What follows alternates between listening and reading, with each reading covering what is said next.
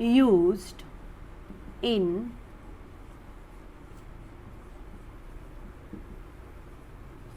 developing embryo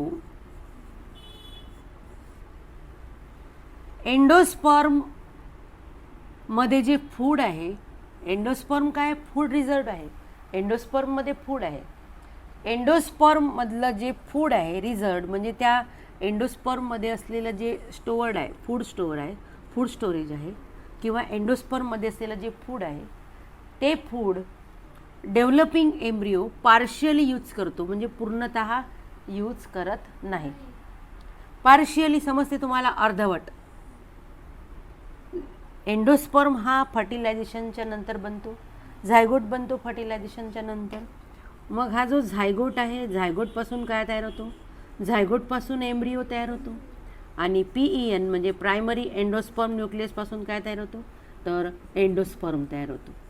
आणि बहुतेक पुरेशा अमाऊंटमध्ये जेव्हा एंडोस्पर्म तयार होतो तेव्हाच एम्ब्रियोची डेव्हलपमेंट स्टार्ट होते खूप साऱ्या ओव्ह्यूलमध्ये. तर हा जो डेव्हलपिंग एम्ब्रियो आहे, हा डेव्हलपिंग एम्ब्रियो काय करतो, एंडोस्पर्ममधलं फूड रिझर्व यूज करतो as a source of food. पण कधीकधी हा जो डेव्हलपिंग एम्ब्रियो आहे तो एंडोस्पर्ममधलं जे फूड आहे ते पार्शियली यूज करतो, पूर्णतः नाही. कसं यूज करतो, तो पार्शियली यूज करतो. आणि जेव्हा तो पार्शियली यूज करतो तेव्हा काय होतं की सीडमध्ये एंडोस्पर्म असतो. समजलं ना, मॅच्युअर सीड जेव्हा मॅच्युअर होते तेव्हा एंडोस्पर्म राहतो. तर यामध्ये काय होते की so in such seeds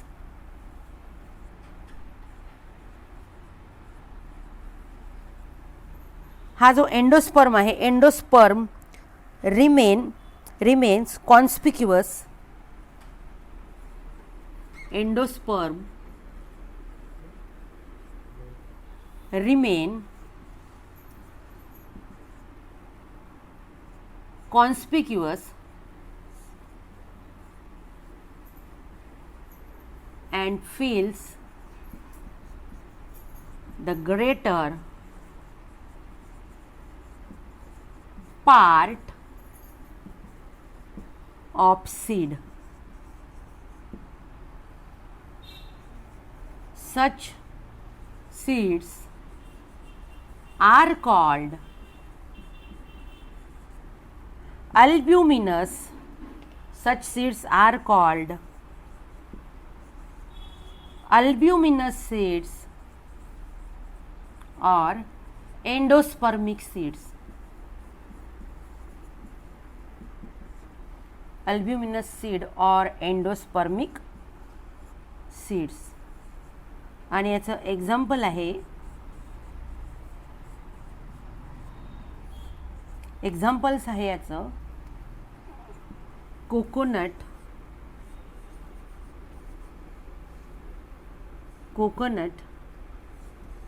castor म्हणजे एरंडी आणि मेज. समजून घ्या, हा खूप इम्पॉर्टंट पॉईंट आहे. तुम्हाला मग पेपरमध्ये अल्ब्युमिनसचा अर्थ कळत नाही काय आहे तर, समजलं ना. असा कोणता शब्द आला आणि अशा शब्दाला अनुसरून प्रश्न विचारला, त्याचं उत्तर आपल्याला लिहिता येत नाही. म्हणून आपल्याला कन्सेप्ट जो असतो, मूळ कन्सेप्ट आपल्याला समजायला हवा. आणि सगळं समजायला हवं तेव्हाच कुठे आपल्याला प्रत्येक प्रश्नाचं उत्तर देता येईल. नुसतं प्रश्न वाचून काही होत नाही. मूळ कन्सेप्ट आपल्याला पूर्ण क्लिअर व्हायला हवा. नुसतं आपण प्रश्न वाचत जातो, हा प्रश्न तो प्रश्न, प्रश्न वाचून काही उपयोग नाही. समजलं पाहिजे. हां, लक्ष द्या. मी काय म्हटलं की food reserved in endosperm is partially used in developing embryo. जो डेव्हलपिंग एम्ब्रियो आहे तो डेव्हलपिंग एम्ब्रियो काय करतो, एंडोस्पर्ममध्ये जो फूड असतो, एंडोस्पर्ममध्ये जे फूड रिझर्व्ड आहे म्हणजे जो फूडचा साठा आहे तो डेव्हलप होताना पार्शियली यूज करतो, पूर्ण नाही, अर्धवट यूज करतो. मग जेव्हा अशी सीड पूर्ण बनून तयार होते, पूर्ण मॅच्युअर होते, तेव्हा अशा मॅच्युअर सीडमध्ये आपल्याला एंडोस्पर्म टिश्यू आढळून येतो. मग ज्या सीडमध्ये एंडोस्पर्म असतो अशा सीडला अल्ब्युमिनस सीड असं म्हणतात और एंडोस्पर्मिक सीड्स असं म्हणतात. एक्झाम्पल काय आहे त्याचं? कोकोनट, कॅस्टर आणि मेज. तीनही तुम्हाला माहिती आहे. कोकोनट म्हणजे नारळ, कॅस्टर म्हणजे एरंडी आणि मेज म्हणजे मका. समजलं बेटा? तर तुम्ही C²M म्हणा याला, C²M असं लक्षात ठेवा तुम्ही.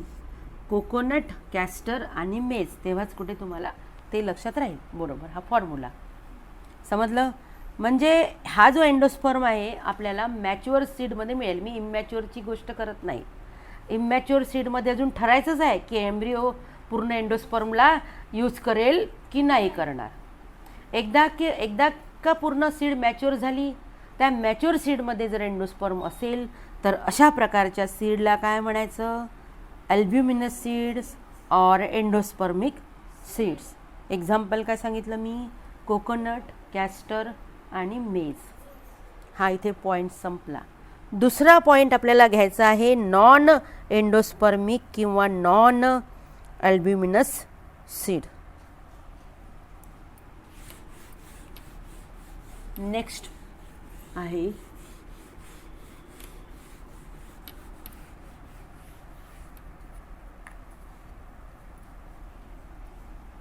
लक्ष द्या.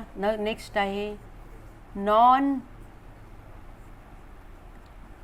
एंडोस्पर्मिक. नावामध्येच सामावलेलं आहे नॉन एंडोस्पर्मिक सीड. म्हणजे काय रे? एंडोस्पर्म नसणारी सीड. मग आपण त्याला काय म्हणू? Ex अल्ब्युमिनस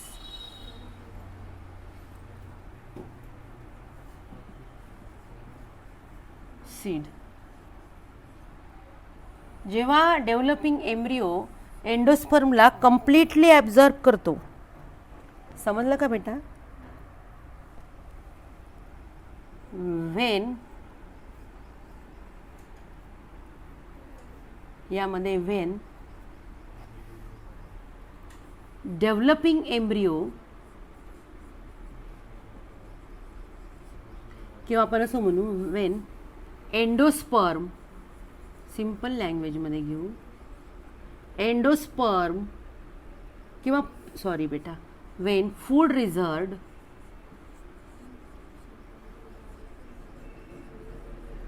in endosperm, food reserved in endosperm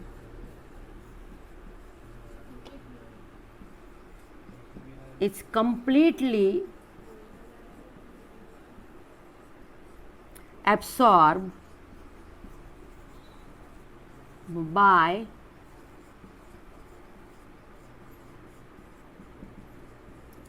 developing embryo.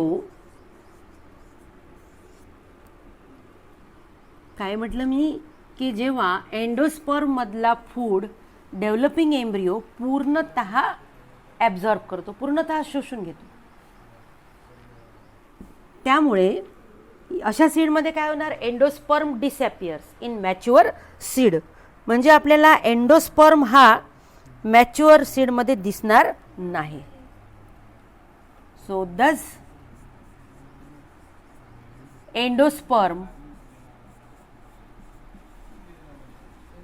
disappears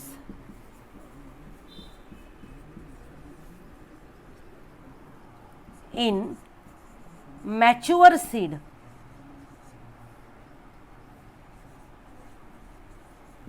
and such seed is called. आपण जर सीड्स म्हटलं असतं तर आर म्हटलं असतं. मी एकच सीड घेतलं मी म्हणून मी म्हटलं such seed is called non endospermic seed,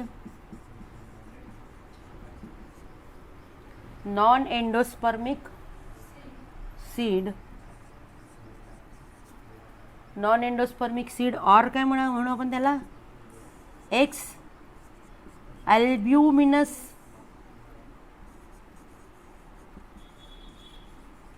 seed. काय म्हटलं आपण याला? नॉन एंडोस्पर्मिक सीड किंवा एक्स अल्ब्युमिनस सीड. काय झाला या सीडमध्ये?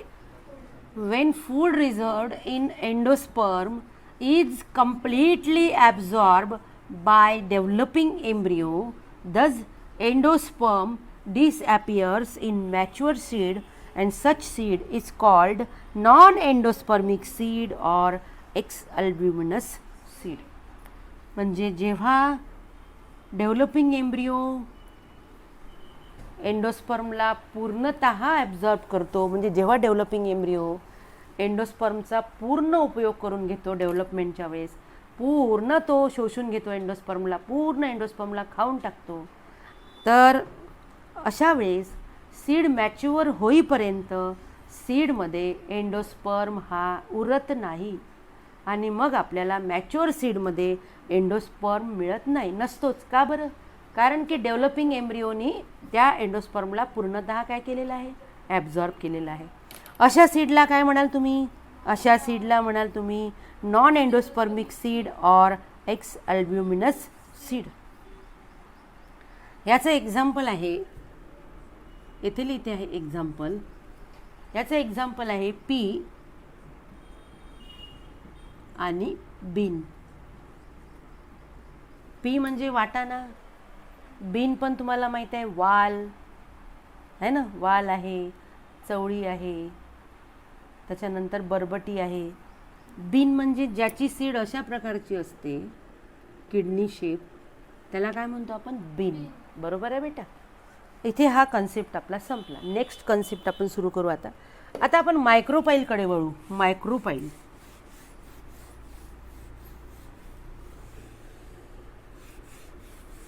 मायक्रोपाईल आपल्याला माहिती आहे की ओव्ह्यूलचा हा एक पार्ट आहे. पार्ट म्हणजे छिद्र असतं. बरं, मायक्रोपाईल म्हणजे काय असतं की ओव्ह्यूलमध्ये आपण शिकलो होतो की मायक्रोपाईल काय एक छिद्र आहे ओव्ह्यूलला आणि इंटिग्युमेंटमध्ये असलेलं ते छिद्र आहे आणि त्या मायक्रोपाईलमधून छोटासा पोअर आहे तो, त्या मायक्रोपाईलमधून जी पोलन ट्यूब होते ती एंटर होते ओव्ह्यूलमध्ये ड्युरिंग फर्टिलायझेशन. हा जो मायक्रोपाईल आहे, हा मायक्रोपाईल बुजतच नाही. ओव्ह्यूलचं सीडमध्ये कन्व्हर्शन होते तरी मायक्रोपाईल परसिस्ट राहतो. म्हणजे परसिस्ट राहतो म्हणजे तो कायम राहतो. मायक्रोपाईल छोटासा छिद्र म्हणून. कुठे दिसणार आहे आपल्याला मायक्रोपाईल? ओव्ह्यूलमध्ये कुठे होता मायक्रोपाईल? इंटिग्युमेंटमध्ये. सीडमध्ये कुठे राहणार आहे मग? सीड कोटमध्ये. कुठे राहणार आहे? सीड कोटमध्ये. चला लक्ष द्या इकडे. Micropyle persist as a small pore in seed coat. मायक्रोपाईल ओव्ह्यूलमध्ये होता, तो परसिस्ट म्हणजे तो कायम राहणार. मायक्रोपाईल काय राहणार आहे? कायम राहणार आहे, तसाच राहणार आहे. कळलं बेटा? आणि मायक्रोपाईलपासून काय बनणार आहे? मायक्रोपाईलपासून बनणार आहे छोटासा opening. So micropyle persist as a small pore in the mature seed. आणि मायक्रोपाईलचं काम काय आहे? तर मायक्रोपाईल हा जेव्हा आपण सीडला पाण्यामध्ये भिजवतो तेव्हा मायक्रोपाईलचं काम असतं allow entry of water and काय म्हणू आपण त्याला? Oxygen. Entry of water and oxygen. तर आपण याचं हा पॉईंट घेऊ. सो मायक्रोपाईल मी बघत होती अजून काही दिलं आहे का? Micropyle persist as a small pore in seed coat. एवढं तुम्हाला समजलं? And allow entry of water and oxygen during soaking.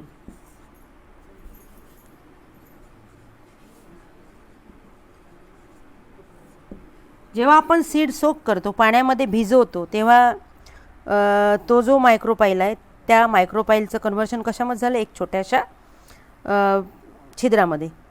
आणि त्यामधून काय होणार आहे, हां, वॉटर आणि ऑक्सिजन तो आतमध्ये येणार आहे. समजलं तुम्हाला एवढं?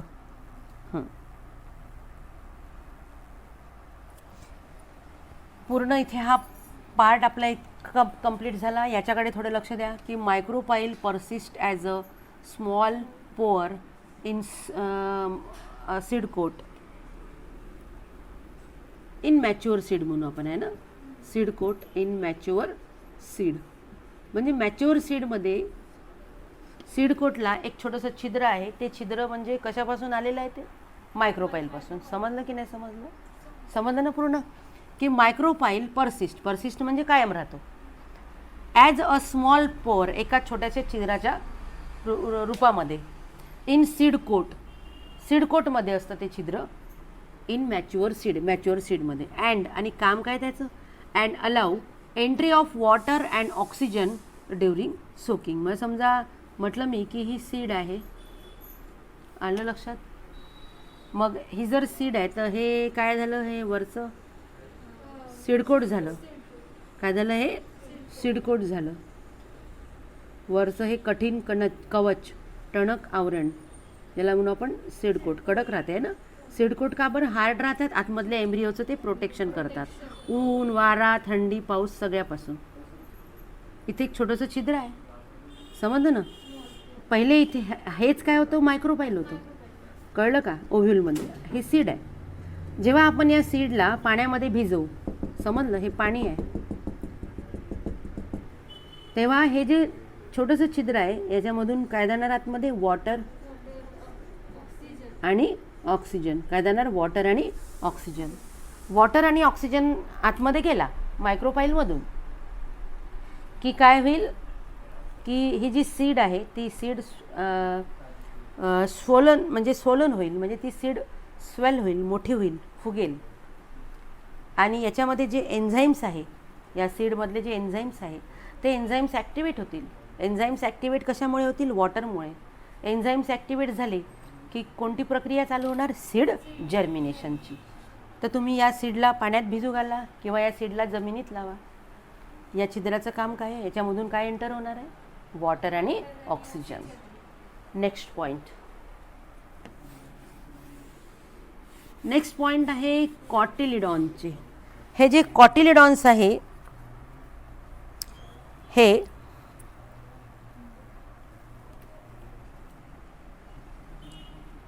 कॉटिलिडॉन्सचं आपण बघू.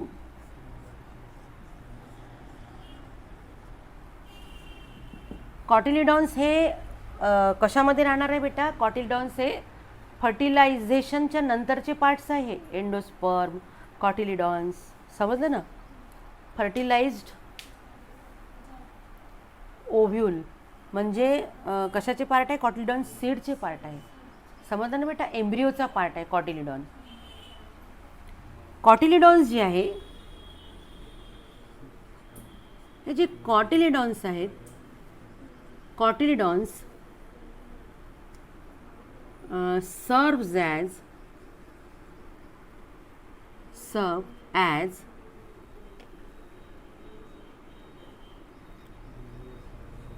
storage of food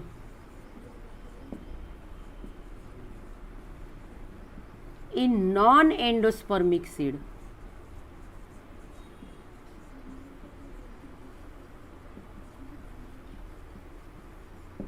जे नॉन एंडोस्पर्मिक सीड आहे ते नॉन एंडोस्पर्मिक सीडमध्ये कॉटिलिडॉनचं काम काय, फूड स्टोरेजचं काम करतात. ते फूड स्टोरेज म्हणजे कॉटिलिडॉनमध्ये फूड स्टोअर राहते. नॉन एंडोस्पर्मिक सीडमध्ये, नॉन एंडोस्पर्मिक सीड म्हणजे ज्या सीडमध्ये एंडोस्पर्म नाही, अशा सीडमध्ये हे जे कॉटिलिडॉन्स आहे, कॉटिलिडॉन्स काय काम करतात, फूड स्टोरेज म्हणजे स्टोरेज ऑफ फूड म्हणजेच फूड स्टोरेज म्हणजे कॉटिलिडॉनमध्ये फूड असते स्टोअर. परंतु जे एंडोस्पर्मिक सीड आहे त्या एंडोस्पर्मिक सीडमध्ये कॉटिलिडॉन जे आहे तो फर्स्ट फोटोसिंथेटिक ऑर्गन आहे. काय आहे कॉटिलिडॉन? First photosynthetic organ. आलं तुमच्या लक्षात? तर मग in other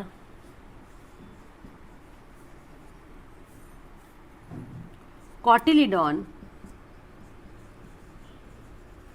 act as first photosynthetic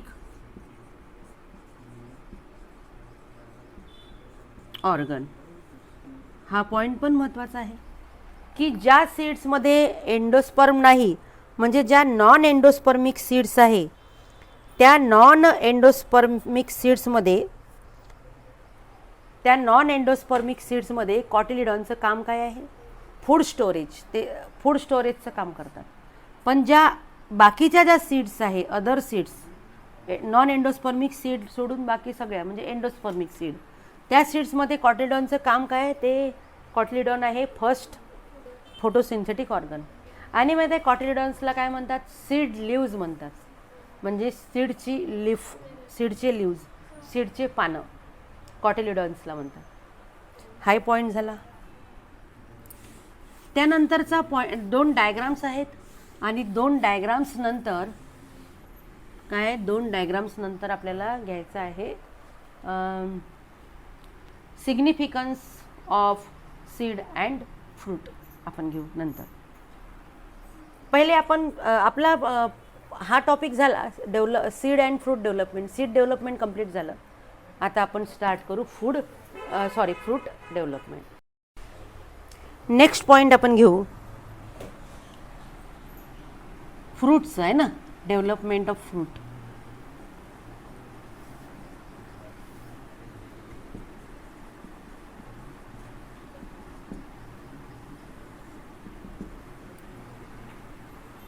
हा पॉईंट घेऊ. बघा, ही जी फ्रूटची डेव्हलपमेंट आहे, fruit development is triggered by hormones and enzymes produced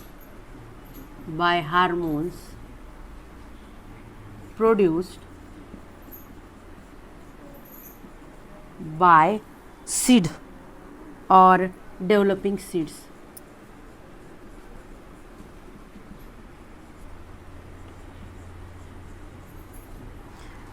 तर हे जे फ्रूट आहे, फ्रूटचं डेव्हलपमेंट कसं होतं?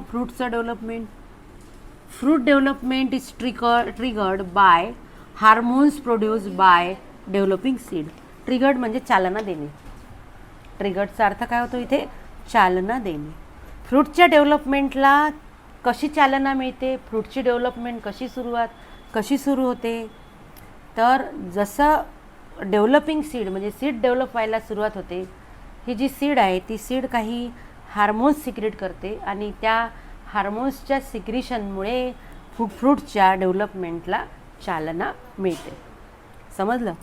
तुम्हाला सांगितलं आहे मी की ओव्ह्यूलपासून सीड डेव्हलप होत असते.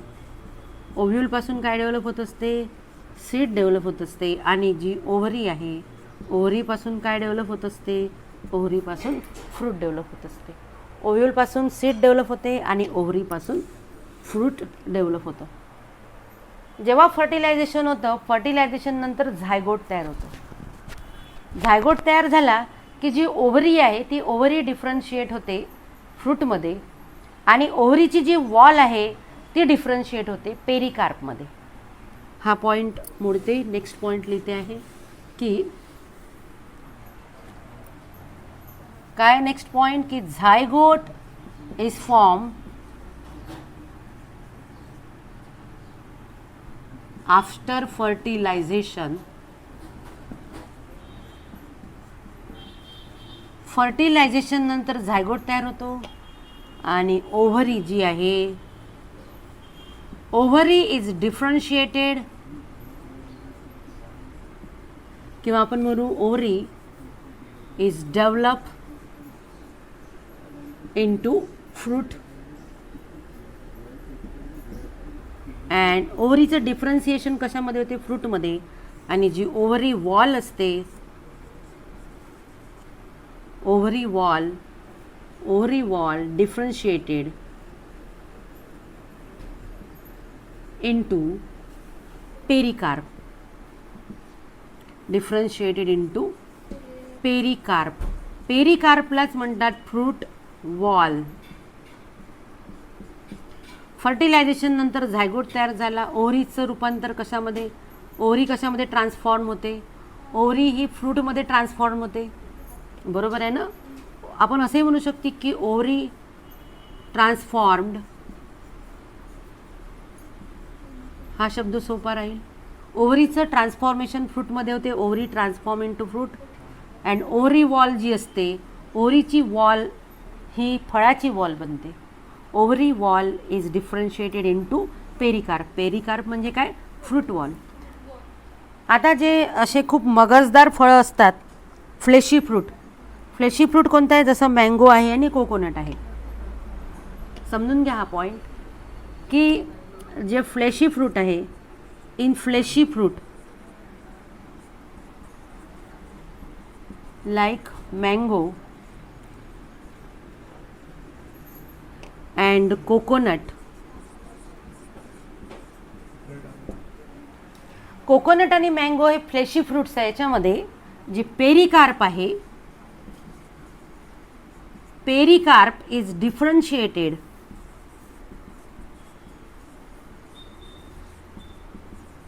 Into 3 layers. मँगो आहे, कोकोनट आहे, हे फ्लेशी फ्रूट्स आहे. या फ्लेशी फ्रूट्समध्ये ही जी फ्रूट वॉल आहे म्हणजे पेरिकार्प आहे, ती 3 लेयर्समध्ये डिफरन्शिएटेड होते. त्या मी तुम्हाला सांगते. 3 लेयर्स, एपिकार्प, मिझोकार्प आणि एंडोकार्प.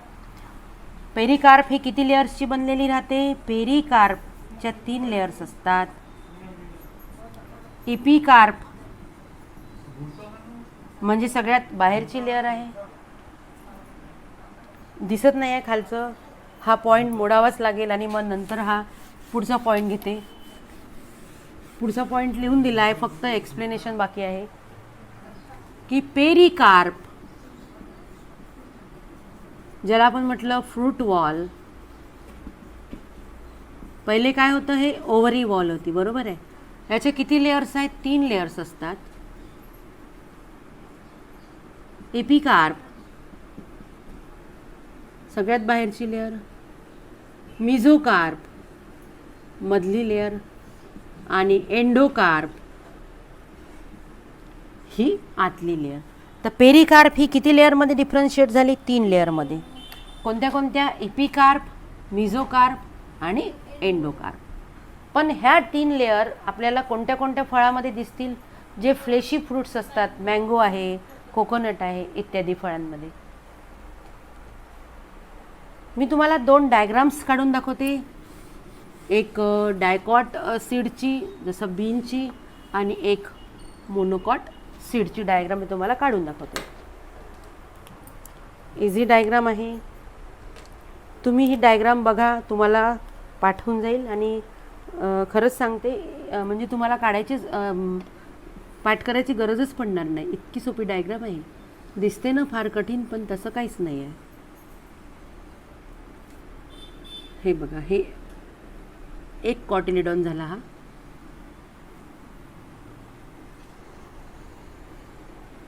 अशा प्रकारे. त्याला दुसरा पण काढू आपण, जवळजवळच काढलेले आहे, तर दुसरा काढू आपण याला.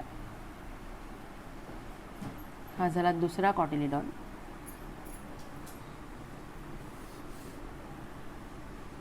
कशाची सीड दिसते तुम्हाला, ही बीनची. आपण त्याला असं केलं, सेपरेट केलं. हा झाला दुसरा कॉटिलिडॉन.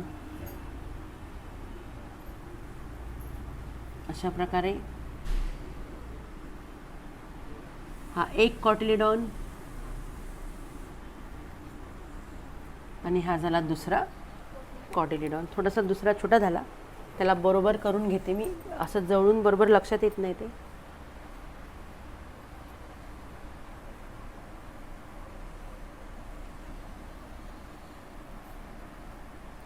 अशा प्रकारे च्या आतमध्ये आपण काढून घेऊ.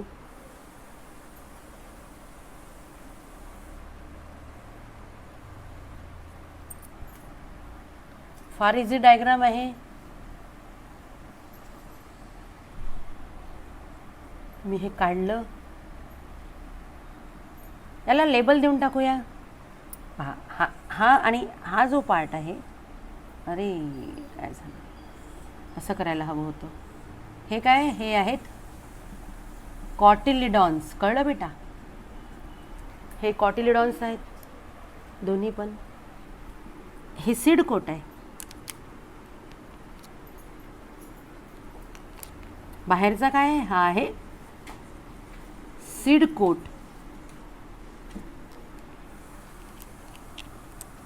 त्याच्यामध्ये आपण काढणार आहोत एम्ब्रिओनल ॲक्सिस. काय काढू आपण आता इथे, एम्ब्रिओनल ॲक्सिस. एम्ब्रिओनल ॲक्सिस पाहायचा कसा काढायचा. एम्ब्रिओनल ॲक्सिस हा सिंगल असतो, या टेक्स्टबुकमध्ये 2 दाखवले आहे. सिंगल असतो एम्ब्रिओनल ॲक्सिस. ग्रीन कलरनी काढू आपण एम्ब्रिओनल ॲक्सिस. मी इकडच्या साईडनी काढते. हा एम्ब्रिओनल ॲक्सिस मी काढला. तुम्ही लक्ष इकडे असू द्या तुमचं बरोबर.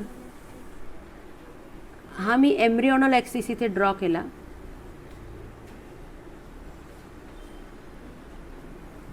एम्ब्रिओनल ॲक्सिस आणि 2 कॉटिलिडॉन्स असे 2 पार्ट्स असतात. यामध्ये बघा, याच्यामध्ये आहे इपिकॉटिल, हायपोकॉटिल आणि रॅडिकल. सगळ्यात खालचा जो पार्ट आहे हा सगळ्यात जो खालचा पार्ट आहे तो आहे रॅडिकल. कोणता पार्ट आहे तो, रॅडिकल. रॅडिकलच्या वरचा पार्ट आहे हायपोकॉटिल. हा कोणता पार्ट आहे, हा आहे हायपोकॉटिल. रॅडिकलपासून काय डेव्हलप होणार आहे, रूट डेव्हलप होणार आहे. हायपोकॉटिल जो आहे तो रॅडिकल आणि या प्लिम्यूलच्या मधला पार्ट आहे. त्याच्यानंतरचा जो पार्ट आहे तो आहे इपिकॉटिल. कोणता पार्ट आहे, इथे असे हे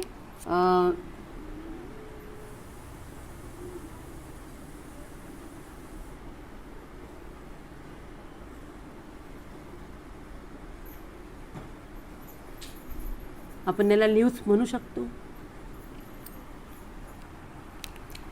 एपिकॉटिल झाला, हायपोकॉटिल झाला. हा जो पार्ट आहे हा आहे हायपोकॉटिल. रॅडिकल झाला, हा झाला इपिकॉटिल.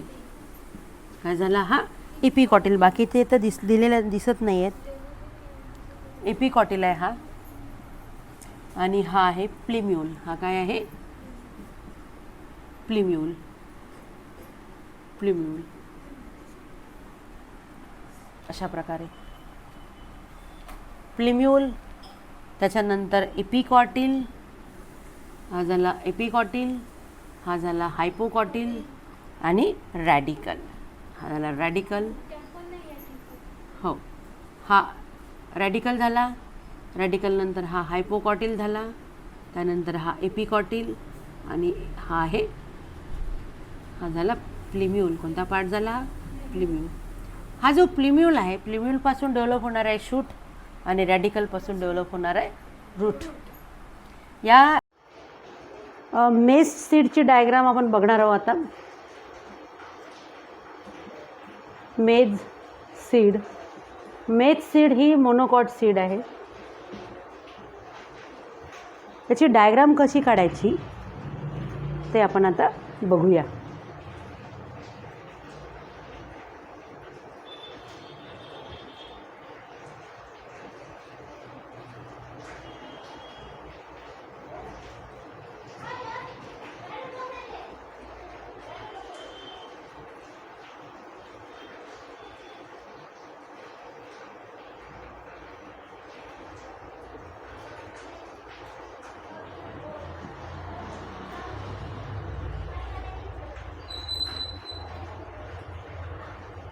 ही आहे मेज सीडची डायग्राम.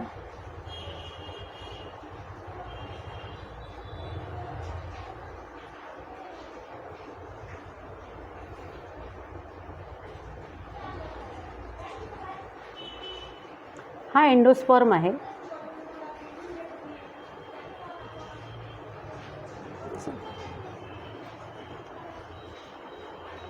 हा जो पार्ट आहे, एक मिनिट त्याला थोडं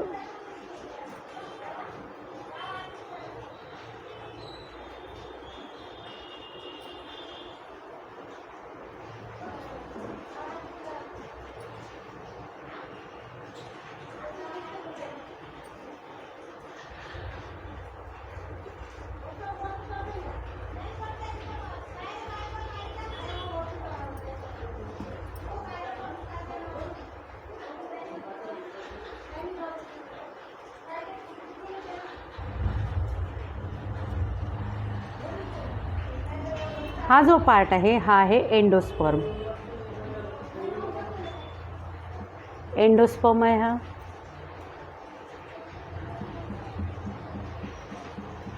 मेज ही एंडोस्पर्मिक सीड आहे आणि मेजमध्ये ही मोनोकॉट सीड आहे, सिंगल कॉटिलिडॉन आहे. आणि सिंगल कॉटिलिडॉन कसा असतो, हा शील्ड शेप असतो, that is called as scutellum. हा जो एंडोस्पर्म आहे, तर एंडोस्पर्म मध्ये रिझर्व फूड आहे, स्टार्च असतं एंडोस्पर्ममध्ये. And endosperm it is covered by aleurone layer. Aleurone layer जी आहे ही प्रोटीनची लेयर आहे, प्रोटीनची लेयर आहे ही. आणि हे आहे seed coat and fruit wall. काय ते seed coat and fruit wall. इथे हे कोलिओप्टाइल आहे, हा आहे प्लिम्यूल आणि हा आहे कोलिओप्टाइल. हा जो प्लिम्यूल आहे, प्लिम्यूलपासून काय डेव्हलप होतं, प्लिम्यूलपासून डेव्हलप होतो शूट है ना, जर्मिनेटिंग सीडमध्ये. आणि रॅडिकलपासून डेव्हलप होतो रूट. हा प्लिम्यूल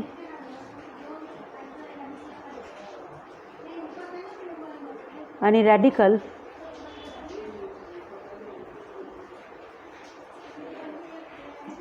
दिस इज रॅडिकल. हा रॅडिकल आहे and radicle is covered by protective sheath that is called as कोलिओरायझा.